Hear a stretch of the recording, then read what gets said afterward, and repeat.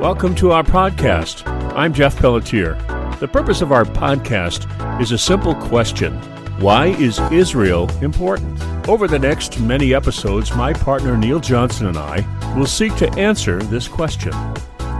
There are just barely over 14 million descendants of Abraham, Isaac, and Jacob in the world today, and about 5.5 million of them live in Israel. The rest are scattered across and among the nations. For the sake of our podcast, Israel is both a country and a people.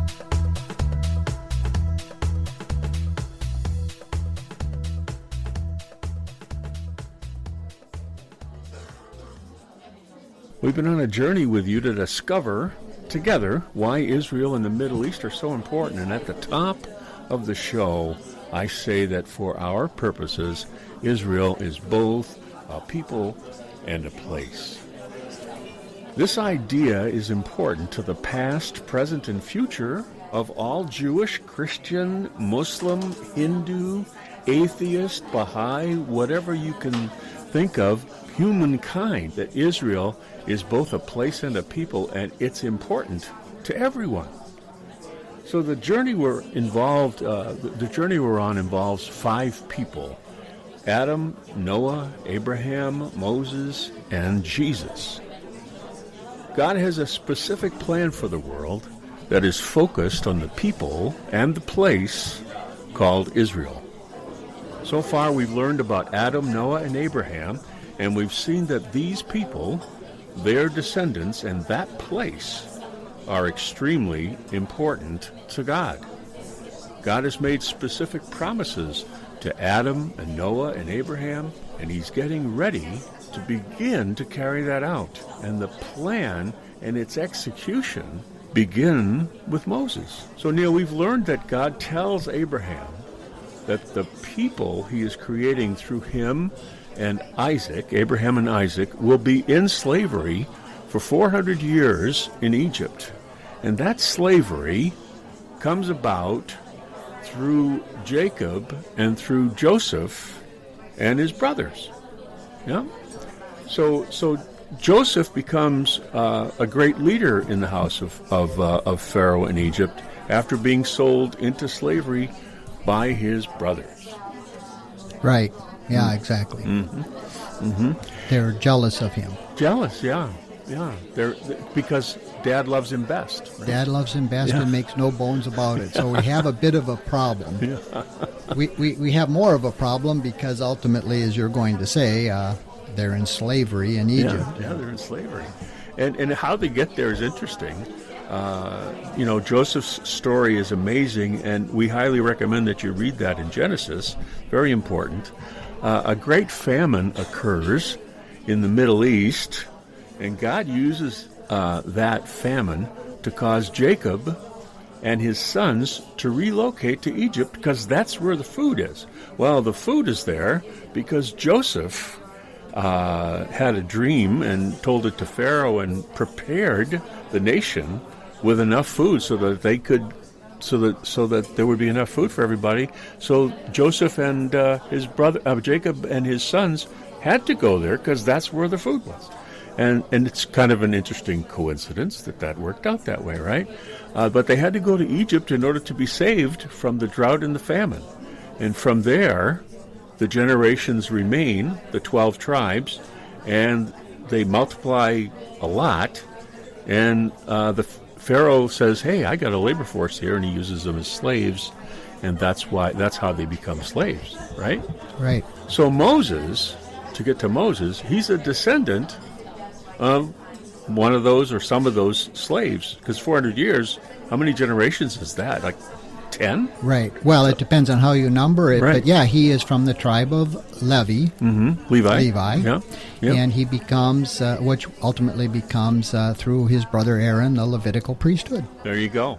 And he finds himself, Moses does, finds himself in Pharaoh's household. Right. How does that happen? Yeah, exactly. So we're trying to give a good enough summary of our good friend Moses to lead up to why is Israel important. So Moshe Rabbeinu, Moses our teacher, was the last great covenantal prophet we're going to talk about before we talk about Jesus. And Jesus referenced him as being crucially important. So to answer the question, how does that happen? Well, the simple answer is, well, we really don't know. We have, as I tell you, a Post-it note on it, but basically it says Pharaoh's daughter was down in the reeds bathing, and she sees this baby, and there is Miriam there. At least that's what legend says. The Bible itself does not say Miriam, but Miriam is present throughout this whole Moses saga. She is one of the three, which is also incredibly significant. Miriam associated with water in a number of places. Here, because she's standing by the Nile that saves the Savior, right? And she says to Pharaoh's daughter, who's down there taking a bath or whatever she's doing, this is I've got a Hebrew woman who can nurse this baby for you if you'd like. So she saves Moses. Miriam saves Moses. So how do they know it's a Hebrew boy? That's exactly right. How do they know? Do they know it by fact that he was circumcised? Well, seemingly not. How would you hide that circumcision all his life in the house of Pharaoh 1? I mean, we don't know. We also know later, without getting off on these tangents too much here, because Moses is so much information, but his own sons were not circumcised, and later we can read where God's very angry, and his non-Jewish wife Zipporah saves him and does the circumcisions herself. So, I mean, it's a complex, complicated issue. But somehow, that's kind of unstated, she looks, circumcision or otherwise, and knows he's a Hebrew boy, one of the Hebrews. Yeah. Now, a lot's not said. It's Post-it notes all the way through the Bible, and maybe what's not recorded is Miriam. Says he's a Hebrew boy. She sees that the Pharaoh's daughter's already got compassion on it. We don't know. So we have this situation where Moses is saved by water, right? By water. He's saved from death because they're going to kill the babies, right? The baby boys. That's exactly right. This is one of the evolutions that eventually happened where... Isn't there 3 incidences in the Bible where this happens? That's exactly right. And even going to Egypt, it's Back to the Future, because Abraham went to Egypt on a famine and danger. Jesus ultimately goes down to Egypt and comes back out. I mean, all the parallels that we have here are enormous. But in this particular case, this is what happened that gets Moshe, which even his name has, they wonder where's the origin of his name. The simple and quick answer means he's drawn out of water. Well, that's because they make some connection to Hebrew way, but you can take a number of Egyptian names and it sounds a lot more like Moshe than drawn from water. But nonetheless, he from that point forward grows up in this empire of Egypt. Yeah. What the Bible doesn't tell us is all the intrigue.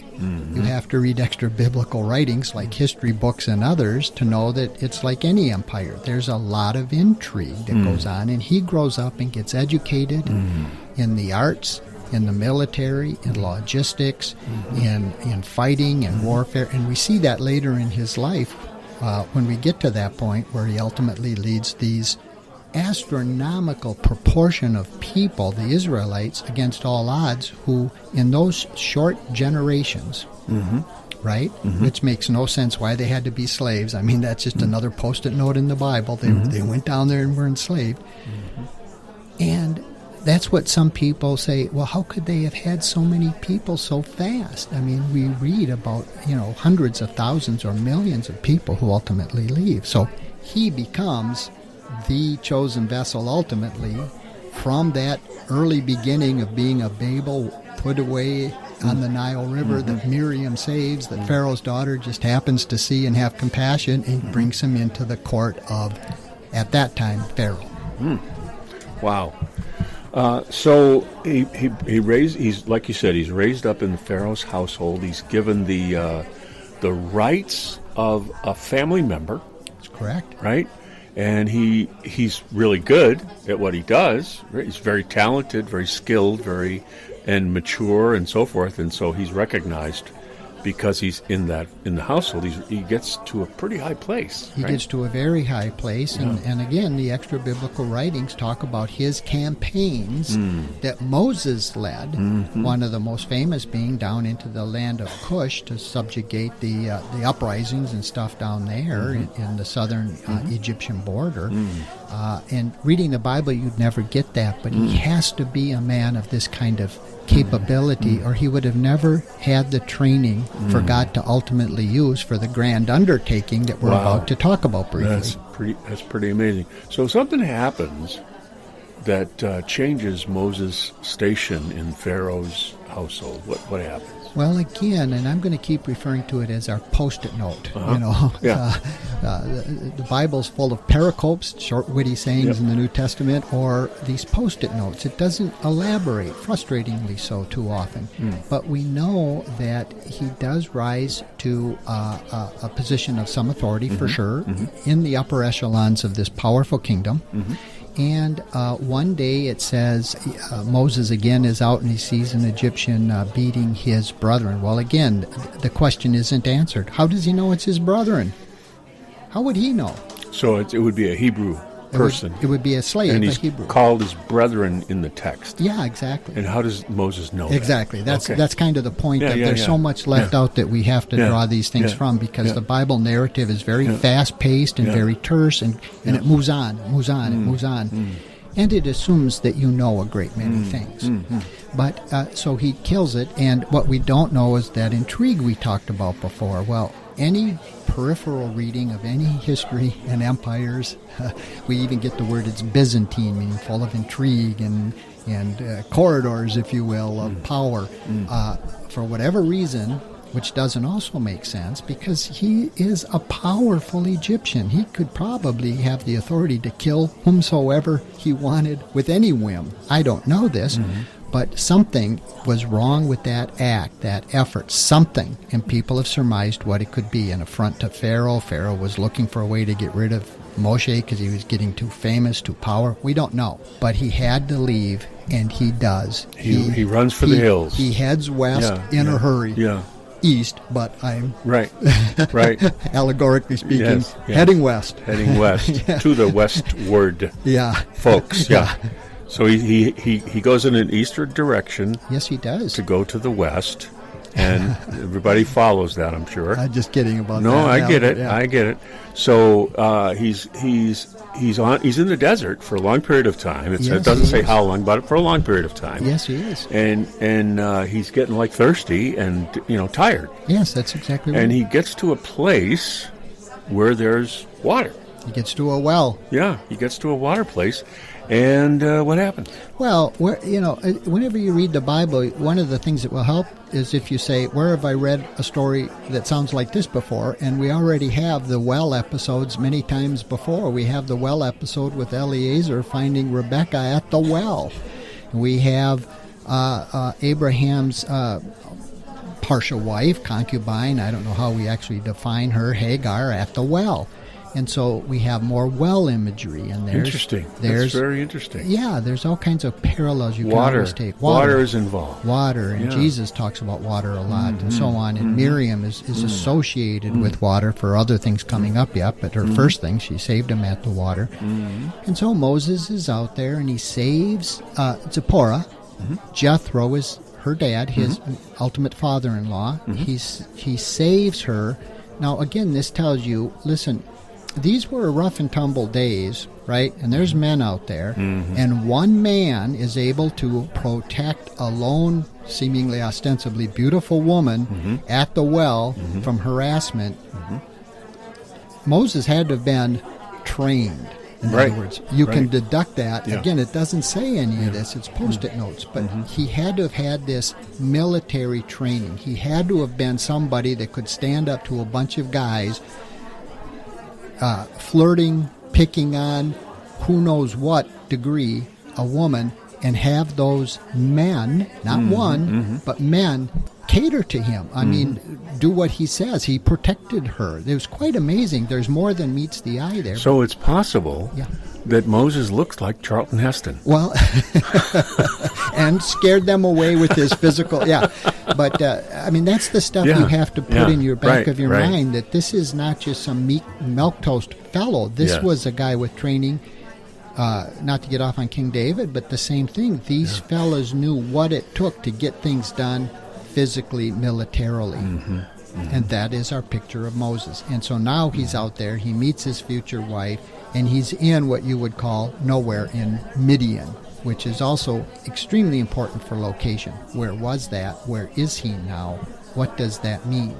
So Moses is biding his time, working the business, the flocks, etc., etc., etc. Correct. And something happens to him. Absolutely. And it's from the mountain. Yeah, he sees this famous image of the burning bush, whatever that is. That this bush is burning and it's not consumed. A fire. Is he on the mountain when he sees it? It's hard to know if he's it doesn't really say exactly where these places are precisely. You have to draw inferences. But what we do know is he sees this manifestation that draws his curiosity. It's like a fire. Is it a real fire? We don't know. It's in a bush. Is it a real bush that's around a bush? We don't know. But it's not consumed, and he's fascinated, and he draws close to say, what is this thing? Right? So something happens that Moses draws close in his old age, basically. And that is when the Lord appears to him and tells him that, I am the Lord, and starts giving Moses his marching directions that we all become more familiar with from Cecil B. DeMille, as you said, the deliverance of the Israelites from their period of slavery in Egypt. So this is kind of an interesting time lag, I think, but I want your thoughts on this. So the last time God speaks is to Abraham before this, right? Yeah. We don't hear from him or about him until, well, no, hang on, that's not true, because he gives Jacob a dream, right? Yeah. And he gives Joseph a dream, couple dreams. Yeah. So he's speaking through those dreams. Right. So I was thinking that he might not have been around, but no, how long ago? That's still 400 years, though, isn't it? Yeah, and to Jacob, I mean, again, we talked about this before. What exactly is speaking? What exactly is man? We know he manifested in the flesh to Abraham because it said he did. Yeah, he did. But there are dreams. There were to Jacob, to Joseph, and all of this. Other things they're silent on. But here we have this apparition of some type where the voice comes out of this thing. The bush, it comes out of the bush. Right, and he tells them who I am and what you must do, and this is holy ground, and take off your shoes, and so on, and he gets, as you say, his marching orders. So, okay, so now that's helpful. So I'm thinking about how Moses was raised right now. Sure. He was raised with Egyptian gods. Right. So that whole thing, right? Yeah. And so I'm just speculating. This is just me thinking out loud. What must it have been like for Moses, who is, worshiping these statues, icons, whatever they are, because that's what you did, and all of a sudden, bam, the real one shows up. The real God shows up. Right, exactly. And not only that, but Jethro, his father-in-law, was a high priest of Midian, so he had his gods and his magic that he could perform. And magic it was, Jeff, because the other prophets we read about, they knew the secrets of Babylon and so on, we can read about. Well, these Egyptians, they had secrets. I mean, we're about to see where God sends him back to Pharaoh to confront him, to bring that very people out to a very defined land, a very defined place, not just any place, not just save the people, but the people and put them here. And the confrontation is, hey, these fellows that we'll ultimately encounter in the story, we may not talk about them, but Balaam the magician, the Gentile bragging prophet about all his works, and his sons, Jannes and Jambres, who could do things, they mimicked and mirrored the miracles of the serpent, and I forget two others, whether it was the blood and the lice or the frogs or some such. They were able to conjure those to a degree themselves. So they were not without resource. But you're right, he's confronted now with this unbelievable presence in this burning bush, and it had to have been such that it would have shaken him that he realized this is something I'm obeying this voice, this person. So help me with geography. Okay. Where is this mountain? Yeah, so when he finally goes to the mountain to get what we say on Sinai, there's a number of events that happen before that. Here we are in Midian when he sees the burning bush. And this is where the Lord tells him, go get your people, bring them back. And he has this argument. And finally, over some time, we see the 10 plagues that we read about. And again, your Cecil B. DeMille movie, he goes through the Red Sea, all of which is a fascinating story. Again, all associated with Miriam and water. She's one of the 3 people, which, again, I find that fascinating. But here we are at this place where this event, this burning bush, God identifies in the burning bush, and he gives Moses your marching orders. Go get your people and bring them back through the wilderness. And it ultimately takes 40 years for a number of reasons. But where is it? Midian is in today Saudi Arabia. It's northern Saudi Arabia. That is part of the land. How about that? That, depending on where and when God promises the land, he promises it to Israel. This is also where Paul says Mount Sinai, where he finally, God gives more instruction and more revelation. That's what the whole Bible's about, is adding on to whatever you already know. He says it's in Arabia. Now, Saudi Arabia, Saudi is just the name of the ruling family, but it was always been called Arabia. But there's all kinds of things in Arabia that give clues that there were these people there. The Israelites were there. There's carvings. There's Paleo-Hebrew script. There are these rocks at Horeb and Sinai that fit the biblical narrative. There is old, ancient structures of altars and pillars and so on that are in various states of disrepair that would fit this timeline. In the south of Israel, in Arabia, Midian. So, again, from here the Lord says, kind of go up at a northwestern angle to where the pharaohs would have been up there along the Nile, and confront them and bring your people out. And that's where we are basically next, after all those events and confrontations happen, is now the people, 2 million people anyway, right, various figures, are led out of the slavery that's become horrific. Don't ask me why. The Bible doesn't say why they had to do that. If I was writing it, it would be different. But they were in slavery, and now, because of the confrontation, the 10 plagues that we're all familiar with, they come out, they cross the Red Sea miraculously, and they are in Midian.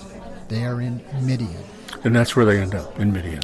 And that's part of their journey where they go. And we read about 40 years wandering. And they weren't wandering. God was leading them. Yes. But we call it the wandering. Yes. And they were basically, we're trying to get through Moses here, but the story is basically, he said, okay, Joshua, Caleb, among the 10 other spies, go spy out the land. And they came back with what's called the evil report, meaning 10 of them said, we can't do it. They're too big in the land, which is a whole separate issue, which we've talked about before. Who were those giants? What were they? The Bible does say who they are, but it's very terse again. But they came back, and because they gave what's called the evil report, meaning they doubted they could take it, God said, take it, go spy it out, and they came back and said, we can't take it. And so that generation died. But the important part about that is 2 things. One, all of this has one storyline. It is all about redemption. Everything else is just details added onto the story. The story is, I will redeem you from the very first event in the garden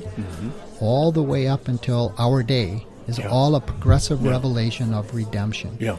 Now, these folks, the Israelites, they spent 40 years, that generation who believed the evil report, they wanted to go back into slavery. And God said, I'm so upset, I'm going to let you go. And then we read a whole bunch of stuff about their 40-year wandering till that whole generation died out. But the important part is, one was that, keep in mind, the overarching theme of this whole story, the Bible from A to B, front to back, beginning to end, is redemption. In our story now, they've embarked and they're in 40 years of a supernaturally protected environment. It's a supernatural protective environment. We see all kinds of events where their shoes don't grow old. Caleb says, I'm as strong now in my old age as when I was a youth. They don't need glasses. They don't need any. I mean, it's a picture of a supernaturally protected God environment that he keeps Israel in for 40 years. One of the things that I observe about the journey around the block, let's call it that, the wandering, right? He gives them the law during this time, right? Yes, he does. He gives them the tabernacle during this time. Yes, he does. Right? And all of this, to me, seems also preparation. It's all preparation. Before they enter the land. It's all preparation, and it's all symbolic of what was in heaven. The tabernacle was in heaven. Everything what they see here is what's already in heaven. In other words, we can read at the end of the book, for instance, that John, and we can see it in Ezekiel too, they saw this four-faced creature. Well, we see around the tabernacle, it's really important to know that the tribes were arranged around the tabernacle, and you had the same banner of the leaders of the 3 tribes on the 4 sides that make the 12, of the man, the eagle, the lion, and the ox. And that's exactly what they saw in heaven as these creatures that stood around the throne. So everything is an interplay. This 40 years is a picture of a protected environment by God. We have once where the Israelites complain about what they have to eat and drink, and God says, okay, and it says God sent snakes, but he didn't send snakes. He just wanted them to see, look what happens when I take you out of the protective environment. In other words, the desert is full of snakes and scorpions, whether they were there or not. But they never experienced any of it. Now, this is supernatural again, taking all the harm, the poison, the biting away. But as soon as they complained, he said, okay, you want me to step back? I'll step back. And he did. He stepped back is all. And the minute they said, we repent, we're sorry, we murmured, we complained, he said, okay, raise up Nahash, the serpent, Nahashtan, and I will. You'll look on that and you'll be safe, and eventually that takes on a iconic. But the thing is, it's a picture type of, here you are when you're in me, you're protected. You want me to step back? Okay, I'll step back, and look what happens. And it's a picture for all kinds of types through history. You want God in your life, in your country, in whatever. Okay, you don't? Okay, I'll step back, and you can see when the snakes come. Yeah. So it's a picture type. Yeah, very interesting. Very interesting. So God is, he's giving them the law. He's giving them the tabernacle. He's giving them his presence. He's teaching them dependence on him. He's teaching them to live in accordance with his will, right? And he's teaching all of this great stuff to millions of people at one time. And then Moses knows it's time to enter the land. Right. And they get to that place. Yes, exactly. Where they're going to go into the land. That's exactly right. And so much happened up there. I mean, we think of them wandering all the time, but they really only moved a few times in that 40 years. Yeah. Very few times. Say that again. I don't think a lot of people know that. Well, I can tell you, I've got it right here in front of me.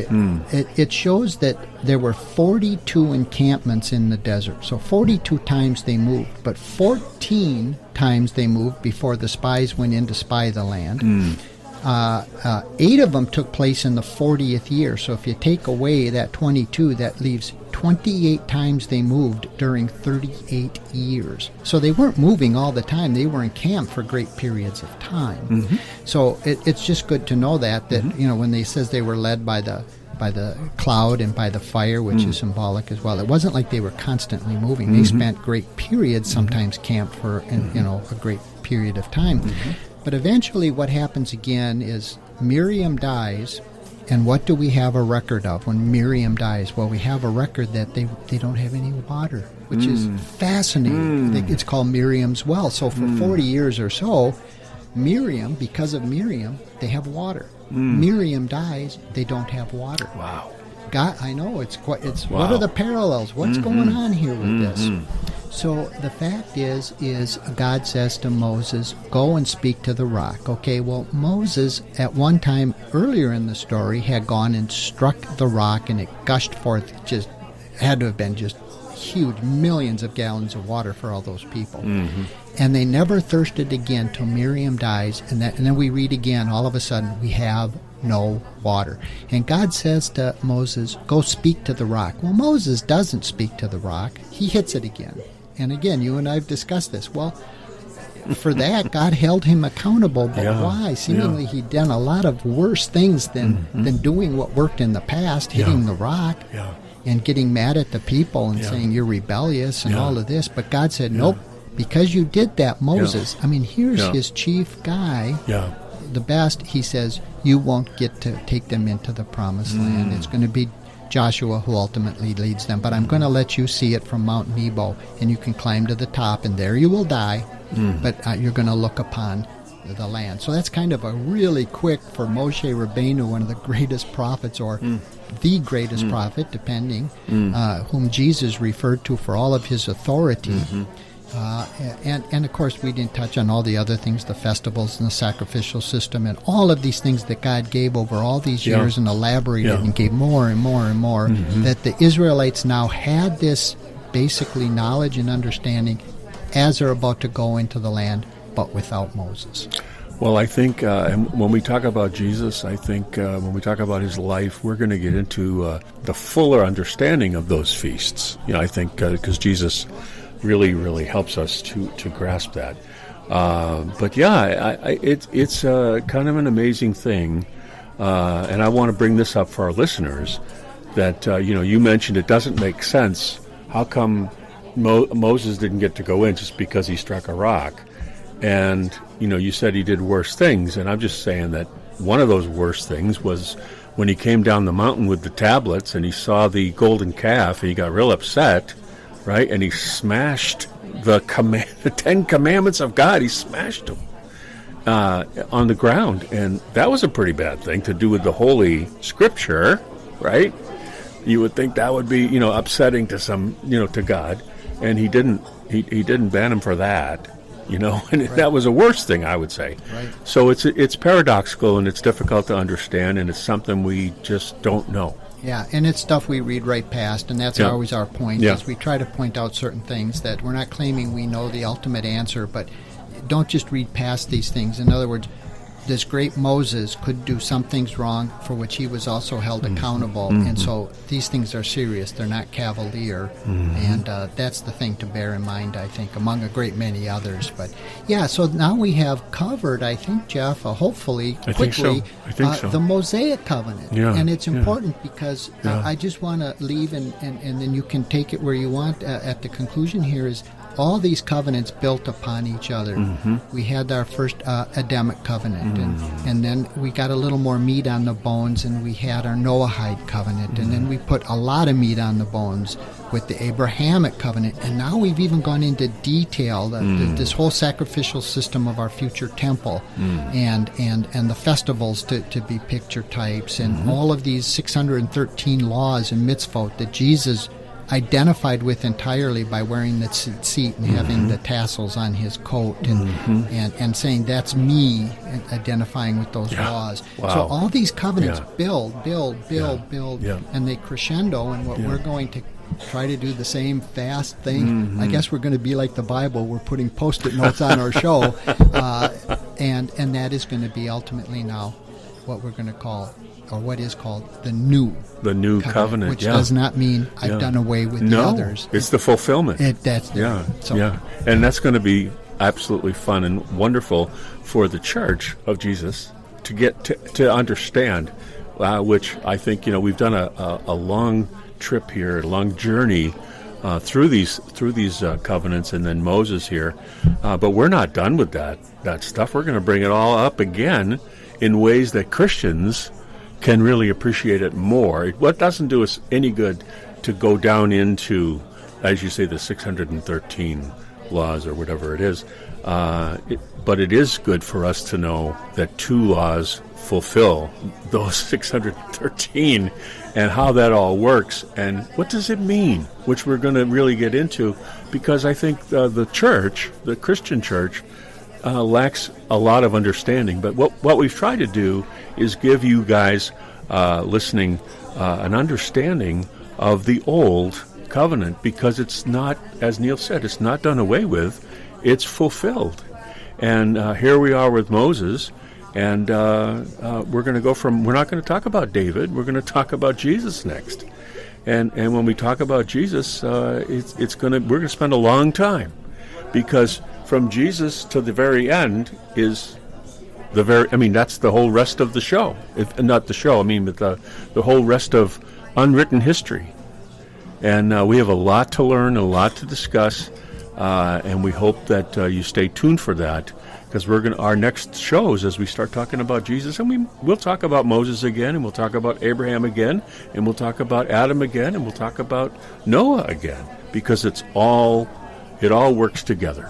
It all works together. So we've been laboring in this time to prepare that, to lead you to the place where you are now, so that as a Christian, as you listen to this, you can start to really, really appreciate what exactly God is doing from the past, from the beginning to the end.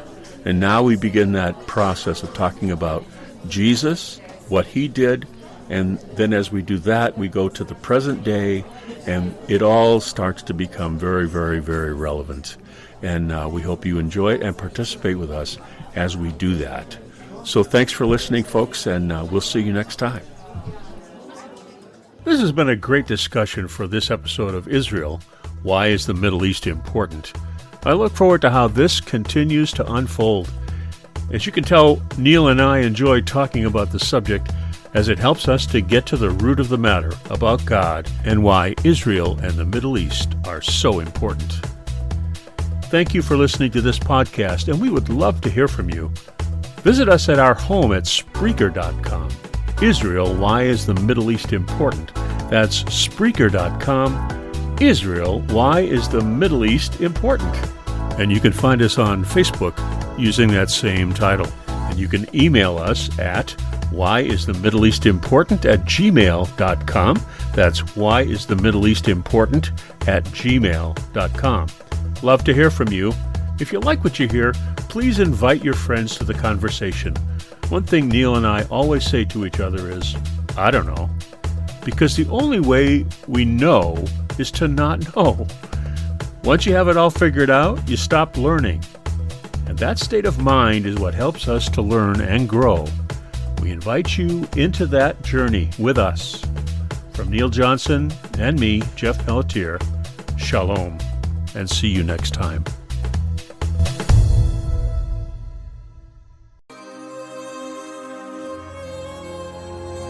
יברכך אדוני וישמרך,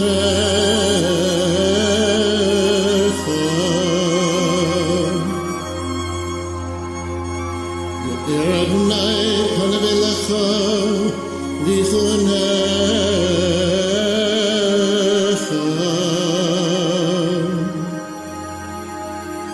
שא אדוני פניו אליך וישם לך